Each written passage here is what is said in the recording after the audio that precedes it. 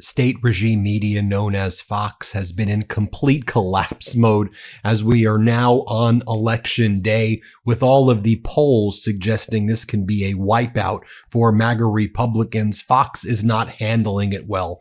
For example, they interviewed the MAGA Republican candidate for governor in Virginia, Winsome Earl Sears, and she says, "I'm not sure why I'm not being supported by Obama." And the Fox host says, "That's right.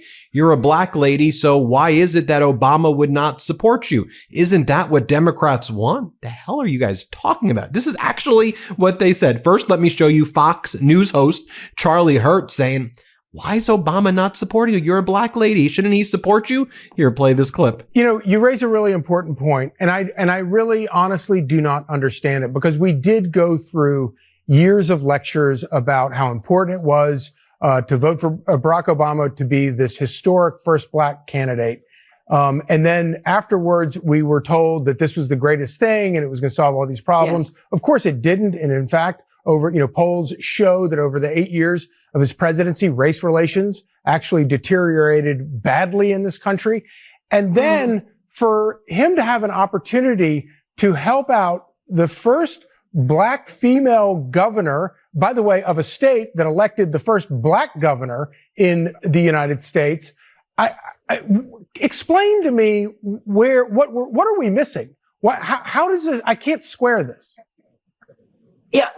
Yeah, you can't square it because it doesn't make any sense. I told you, these people are for nonsense. For real, I bet you thought, Ben, come on, you're making it up. They didn't really go there. Oh, of course they went there. That's how desperate they are right now. And here's Winsome Earl Sears in her own words. And she's like, Obama supported Kamala Harris last year. She's a black lady. So why isn't he supporting me right now? I'm a black lady. Here, watch what she says. Here, play this clip. This is the president. But remember, Obama was supposed to be the president of hope and change. Whatever happened to all that? Where is the hope, Mr. President? Where is the change, President Obama? Of course, we know it's all hypocrisy. And then, of course, last year, this time, he told everybody to vote for the black woman. Well, Charlie, here I am. Right. Here I am. And now he's singing a different tune. Hypocrisy all the way. But the Virginia voters are seeing through that because we are for common sense. And my opponent, Abigail Spanberger, is for nonsense. That's literally their closing argument? WTF? And then they had MAGA Mike Johnson go on. And MAGA Mike Johnson was asked by the Fox host, so does Donald Trump maybe want to talk to the Democrats or try to negotiate a solution? Because this Trump and MAGA Republican government shutdown is not too popular. And MAGA Mike's like, he did it already. Do you remember when he invited the Democrats to the White House, Leader Jeffries and Leader Schumer in the Senate, and he started posting images about sombreros? That's the art of the deal. Here, play this clip. What you need is Democrat votes. Would it be helpful in that cause to bring in President Trump? President Trump has been a great whip, often obviously on his own side within the Republican caucus. Would you love to see President Trump involved in trying to whip some votes from Democrats? Well, he was involved. Remember, before this all began, the four leaders went over to the White House. We sat across from him at the Resolute desk. Hakeem Jeffries was there, Chuck Schumer, myself, and Leader Thune in the Senate. And the president had a great dialogue. He said, give me your proposals, guys. Well, remember, they had just filed a $1.5 trillion demand for new spending, including giving $200 billion to illegal aliens to fund their healthcare again, to prop up NPR and PBS, the Corporation for Public Broadcasting. They wanted to send billions of dollars back overseas to these crazy social programs in other countries. And the president said, well, obviously that's a non-starter. Talk to me about something that's real and reasonable. And they just stuck their thumb in his eye. So the president tried. He is the great deal maker, the art of the deal. He can negotiate the end of wars around the world, but he does not have enough with these guys to overcome their fear of the Marxist in the Democrat Party. There is a massive turn to the left of that party, and that's what's motivating them. No, there's been no negotiations that have taken place at all. And when we interviewed Leader Jeffries, he said not once, or maybe it was just for a few seconds, did Donald Trump even bring up the issue of migrants getting health care. This is all the MAGA Republicans just trying to come up with their latest lies in order to take away healthcare from 20 million people and take away SNAP from 42 million Americans. Just think about this. How many times have you seen Democratic leaders Jeffries and Schumer on the MeidasTouch podcast saying, let's do these discussions. I'll do them anytime, anywhere. Let's talk. Let's negotiate. Let's do it in public. And you know what Trump and MAGA Mike have said? Oh, that's theatrics. We don't like theatrics. They literally said, we don't like theatrics. Anyway, now you go to MAGA Republican Nancy Mace, and she's going on Fox to whine about cops at an airport not treating her well, so she had a meltdown at an airport. This is what she's talking about. As 42 million Americans may starve to death, 20 plus million Americans may lose their health care and their health insurance, as Americans are psychologically tortured living paycheck to paycheck. Nancy Mace, who's part of the MAGA Republicans in Congress who have worked 12 days of the last 101, 12 days of work in the last 101 days, while they've gotten full benefits and pay and a golden healthcare plan. She's saying that she was treated badly at an airport. And just the whining here, play this clip. Before you go, there are reports that you were involved in a heated confrontation with airport police and TSA agents at the Charleston International Airport Thursday. You posted this on X. TSA wouldn't let me through. So what happened? Well, one of the rumors last week was that I was blocked by TSA, which was not, in fact, true. Yes, I did have an interaction on Thursday. I want to be very clear here. We saw last year 2 assassination attempts on President Trump. Just a few weeks ago, we all witnessed as Charlie Kirk was assassinated right before our eyes in public. We've seen that Steve Scalise years ago was shot, 4 or 5 times. And in the political environment we have today, there's no room for error when it comes to security. I have at this particular airport and no other. This is the only airport where I have any issues, but my children have had issues here, my employees, but we have had over 24 security breaches at this particular airport just 11 months into this year today. I've been in 4 airports in the last 5 days without incident. So yes, I did confront those who did not show up to do the job. My safety was put at risk. I have had incidences at airports. I had an incident in Chicago earlier this year where a man followed me through the airport, and the Chicago airport security was very swift to ensure that I was safe and get that individual out of there. I had other incidences where someone tried to physically have an altercation with me at one of the DC airports. I'm grateful to the Capitol Police for stepping in, but this is a serious issue, and mediocrity when it comes to airport security and security breaches will not be tolerated when I'm governor and not when I'm in Congress for nobody. Next up, you have MAGA Mike Johnson further lying here, and he's like, the real issue is the blue states. They've abused the SNAP program just like they've abused Medicaid. They're abusers. MAGA Mike, you're covering up for a child sex trafficking ring, a pedo sex trafficking ring. So don't call Democrats the abusers here. And you're the ones who's ripping SNAP away and Medicaid away from millions of Americans. And you're like, oh, that's just waste, fraud, and abuse. No, you want to know what Wade, Frost, and abuse is? Like the MAGA Republican Senator Rick Scott from Florida, who was involved in the biggest criminal conspiracy involving Medicare and Medicaid fraud in United States history, and he invoked the Fifth Amendment like 75 times at a deposition. Then he got a golden parachute, hundreds of millions of dollars after he left the company that eventually pled guilty. Anyway, here's what MAGA Mike has to say about SNAP. Play this clip. Great to be with you. And your fellow Texan, Brooke Rollins, there said it so well. She did my press conference with me on Friday. She's doing a great job as Secretary of Agriculture and USDA. And she's pointing out a really important fact there. Remember, these blue states have resisted it. They've abused the SNAP program, just like they've abused Medicaid and so many other government programs, because by her example there, they allowed illegal aliens to siphon off those resources that were intended for Americans who are truly in need. We're working to change that, But it's a step-by-step process here. We've got some big news just in, and it's a big one. Allow me to interrupt this report for just 1 minute. A new report from Climate Power exposes how Donald Trump's reckless energy policies are driving up costs for American families and sending tens of thousands of jobs overseas. So remember Trump's campaign promise that he was going to cut electricity prices in half? He would say it like all the time. Well, turned out to be the exact opposite. Under Trump, energy costs have skyrocketed 11%. That's more than twice the rate of inflation, and it gets worse. The report finds that Trump's war on clean energy has canceled or delayed over 158,000 American clean energy jobs, good-paying jobs that were building our future. Gone.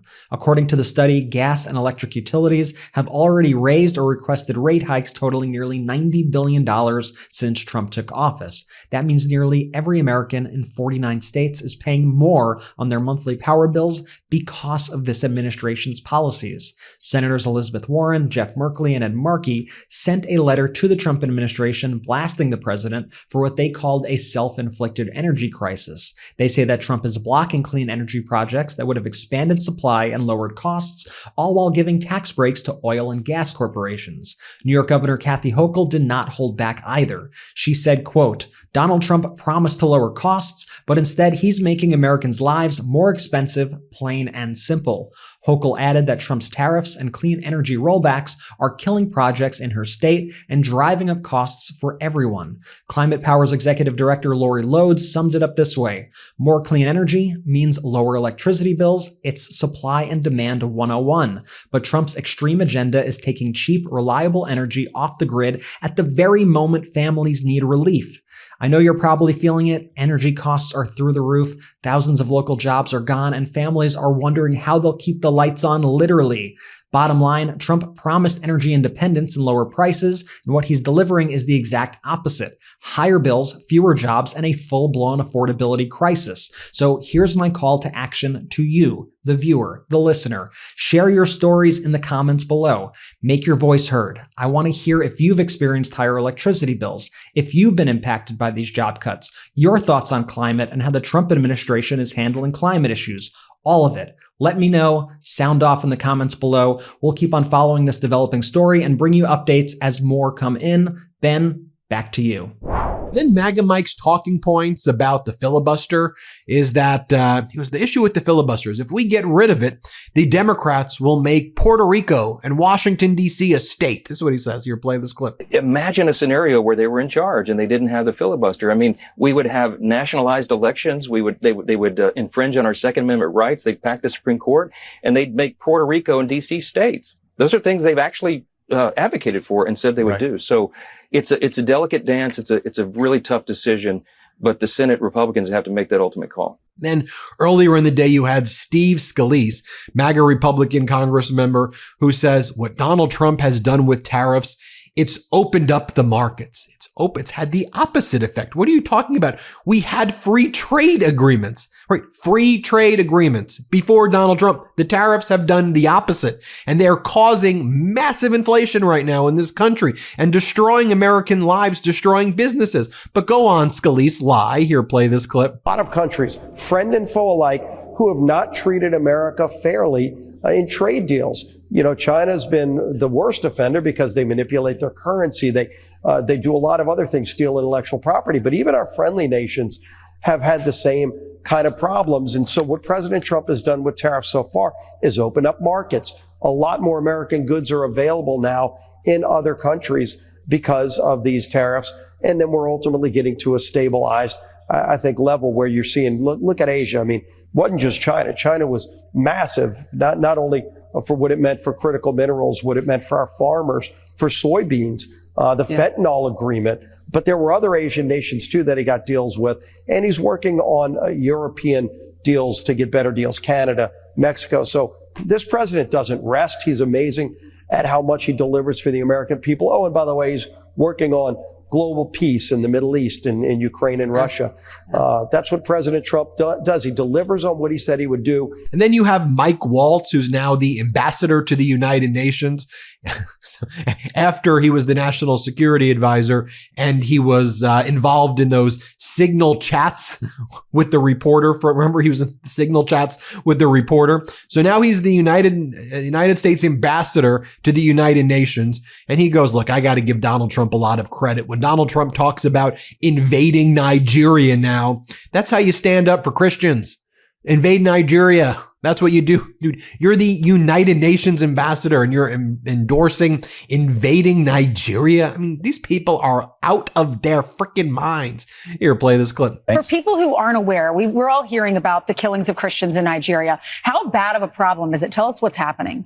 Oh, it's a horrendous problem. And you have to give President Trump a lot of credit. He's been on this religious freedom issue for quite some time. In fact, he was the first head of state, the first president ever to host an international religious freedom conference at the United Nations back in 2019. Speaking of out of their frickin' minds, this is Tricia McLaughlin, who's one of the main leaders at the Department of Homeland Security. And watch her lie shamelessly here. She goes, the reason we had to send the National Guard to Portland is because the people were involved in mass attacks on our federal agents there. Here, play this clip. Why did President Trump, and the American people should know this, why President Trump called the National Guard into Portland is because our officers were facing mass assault and mass attacks. And because of the policies of these sanctuary politicians, local law enforcement is hamstrung. They can't answer to backup calls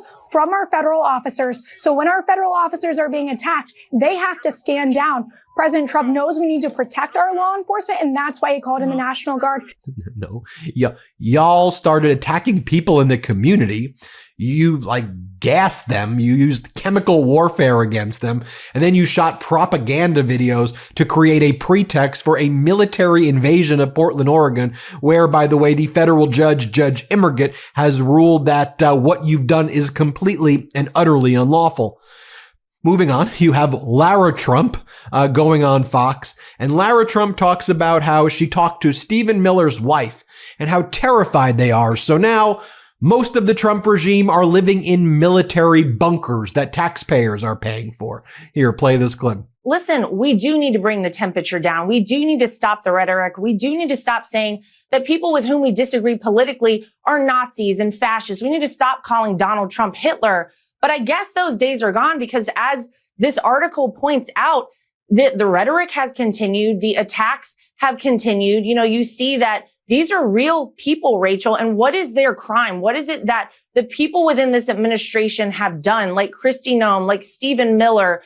They are just trying to execute the will of the American people. She's also like, what did Stephen Miller ever do? He's just a nice guy. What did Pete Hegseth do? What did they do? They're just war criminals. What did they do? Anyway, now you have Maria Bartiromo interviewing Caroline Leavitt and the way she describes Democrats. This is their worldview on everything. They'd rather have Vladimir Putin run the country than Democrats because they're traitorous and treasonous people, in my view. But Caroline Leavitt says, these Democrats are crazed people. They're crazed lunatics. Really, Caroline? I must be so crazy that I want all Americans to have affordable and free healthcare. How crazy is it that I want Americans to be paid with dignity and be able to afford their rent and own homes? I must be a crazy person that I want Americans to have the best education, that I want them to have healthcare. Oh, I'm such a crazy person. Here's what Caroline Leavitt says. Play this clip. These are crazed people that President Trump and Republicans are having to deal with. And that's why President Trump has said Republicans need to get tough. They need to get smart, and they need to use this option to get rid of the filibuster, to reopen the government and do right by the American public. We know, Maria, based on the polling and based on common sense, that the vast majority of this country wants the government reopened. That's what President Trump is willing to do. That's what he wants, and he's willing to use any lever to make it happen. Then she goes on to lie about all of these. She goes, did you see the trade deals we've done in Malaysia and Japan and China? We brought in trillions of dollars. Trillions of dollars are flowing into the United States. Play this clip. Look at what President Trump has been able to do by leveraging tariffs and leveraging the might of the United States economy. We are the #1 consumer country in the world, and every country around the world knows it. It's because of tariffs that President Trump has been effectively able to cut so many tailor-made trade deals with so many countries around the country. Look at what around the world. I mean, look at what he just did in Asia. You had Malaysia, you had Japan, you had South Korea, trade deals all over the place, trillions of dollars of investments pouring into our country because of his effective use of tariffs. Where, show me the money, as Jerry Maguire would say. Caroline, where's the money? If trillions of dollars are flowing in, then we should have so much money to be able to deal with healthcare, right? Healthcare should be free if we brought in trillions of dollars. What about SNAP? We should be able to deal with that if we brought in trillions of dollars. Why are you running out of money? Why are you saying that why do we know the deficits are increasing year over year by 7% right now? Why is the debt skyrocketing right now if we have all these trillions of dollars? Oh, wait. You're Caroline Levitt. You lie about everything. This regime, everything they say is a lie. The same way Putin talked about denazification of Ukraine. That's how these sicko authoritarians think. Same thing with the Trump regime. Sicko authoritarians, this is how they think. Demented, and they lie over and over again. Let me know what you think. It's a big day today. It's election day. Make sure you get out there and vote. Make sure you tell other people to vote. Get out the word. Just remind people. Big day today. Thanks for watching. Love this video? Support independent media and unlock exclusive content, ad-free videos, and custom emojis by becoming a paid member of our YouTube channel today. You can also gift memberships to others. Let's keep growing together.